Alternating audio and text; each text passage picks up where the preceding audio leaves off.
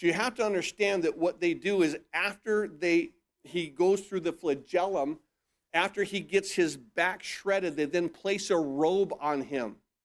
Now, do you know what happens when you put a piece of cloth on a wound? That all of a sudden, what? It begins to congeal. It begins to seal. And now what they do is they rip the robe off. They open all the wounds fresh again. This is what they did to Jesus Christ. And so we understand that they crucified him. Because after Pilate scourged Jesus, he delivers him to be crucified. But before he's taken to be crucified, he's then given over. And I want you to see verse 46 of Matthew 27 because it says this.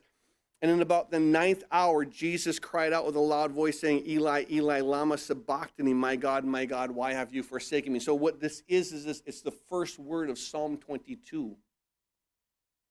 It's the psalm of the suffering servant. It's the psalm of the cross. And I want you to understand that he points out this first word of the psalm. Now, as he would cry out what? Eli, Eli, lama sabachthani, my God, why have you forsaken me? All the minds would instantly come to Psalm 22, and they would be thinking about Psalm 22. And within Psalm 22 would say what? They pierced my hands and my feet. You understand that when David wrote that, he made a statement long before crucifixion was there, long before Rome was in charge. He said, they pierced my hands and my feet. There was a statement of how the suffering servant would die, that it would be crucifixion.